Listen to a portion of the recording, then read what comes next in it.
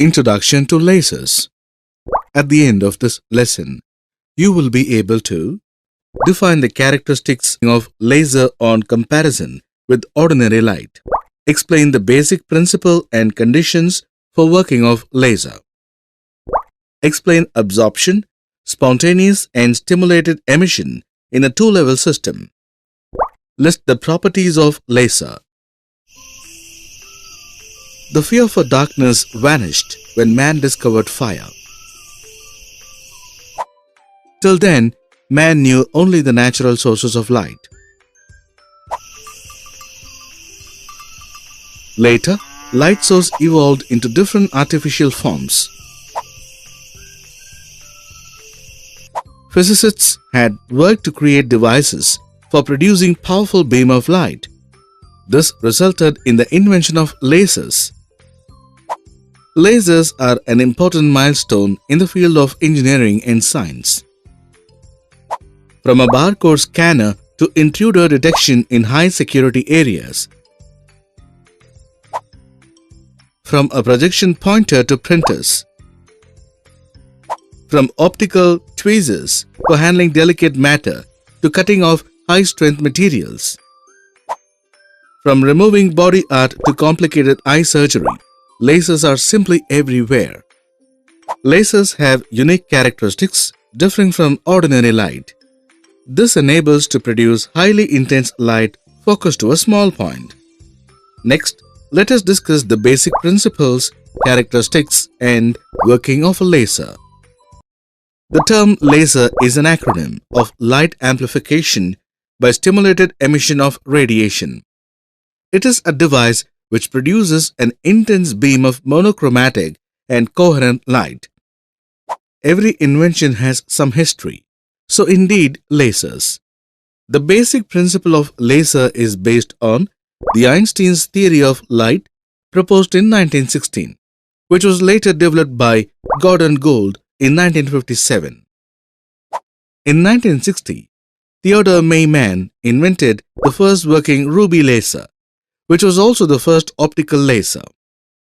Apart from solids such as ruby, researchers have analyzed that some materials like xenon, helium, or semiconductors can also be used as laser mediums.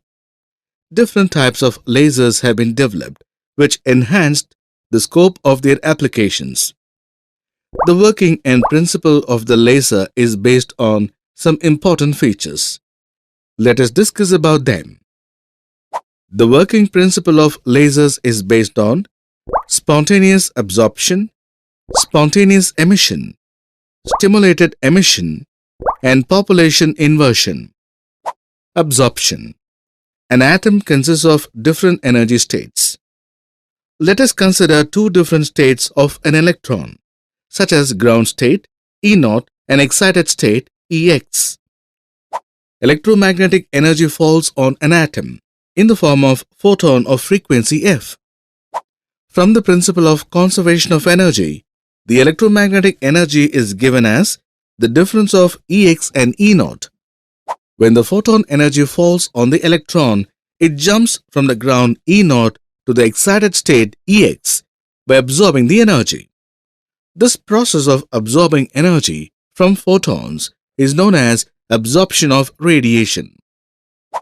Spontaneous emission. It is known that electron absorbs energy and moves from lower energy level E0 to the higher energy level EX.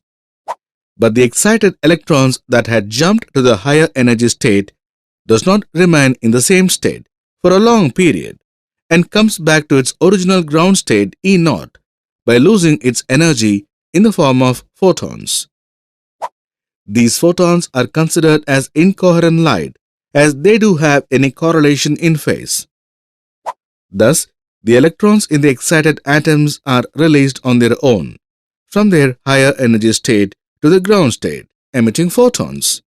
This is called as spontaneous emission. The mean life or lifetime of the excited atom is the time for which it stays in that state. This is about 10 to the power minus 8 seconds before spontaneous emission. However, The mean life for some excited states is 10 to the power 5 times longer, and such states are called as metastable state, and they play an important role in laser operation. Stimulated emission. In this process, the atom is initially present in its excited state EX. A photon of energy HF can stimulate the atom to move to its ground state E0. During this process, the atom emits an additional photon with the same energy HF. This process is called as stimulated emission as it is triggered by an external photon. Population inversion. Generally, in any atomic system, the number of atoms in the ground state is more than that in the excited state. This is because of the tendency of electrons to stay in the ground state. But in order for more photons to be emitted, there should be more electrons in the excited state. This process is achieved through optical pumping, and this occurrence is known as population inversion.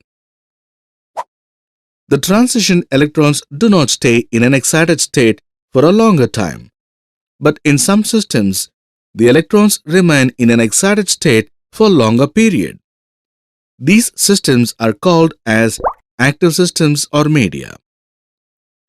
Generally, these active systems are compounds or mixtures of different elements.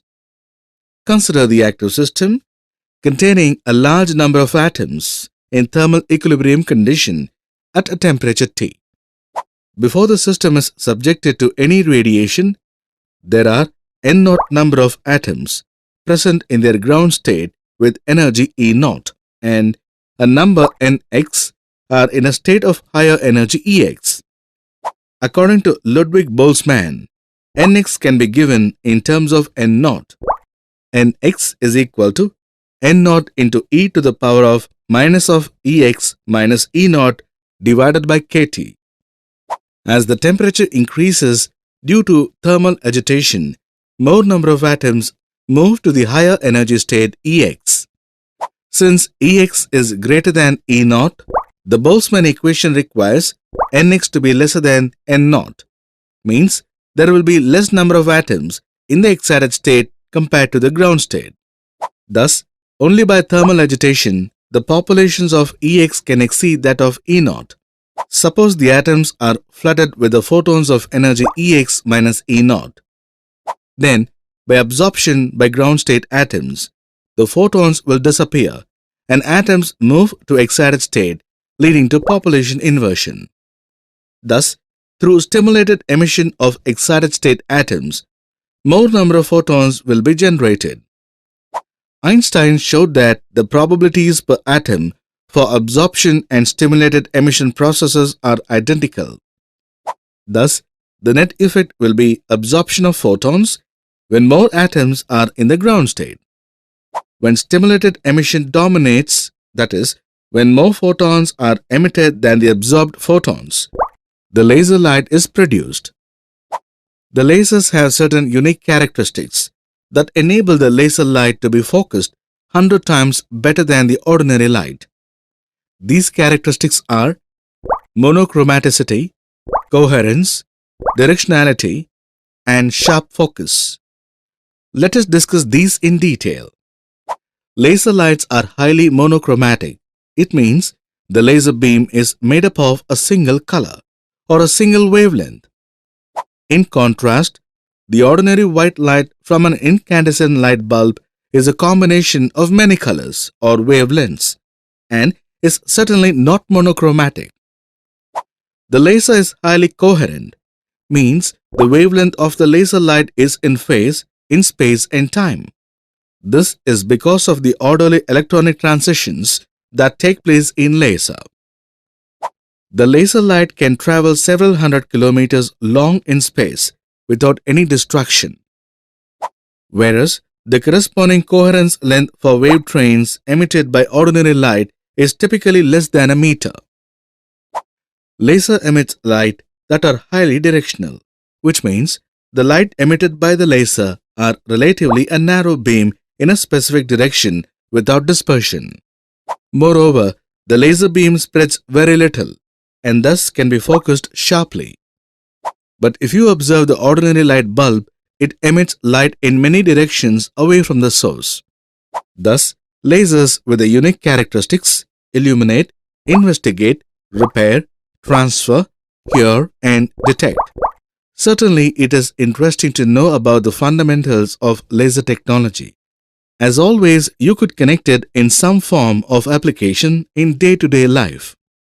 In this lesson, we have learned laser or light amplification by stimulated emission of radiation is a device which produces an intense beam of monochromatic light.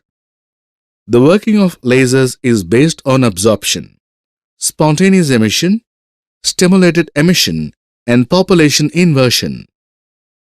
The important characteristics of lasers are monochromaticity, coherence, directionality, and sharp focus.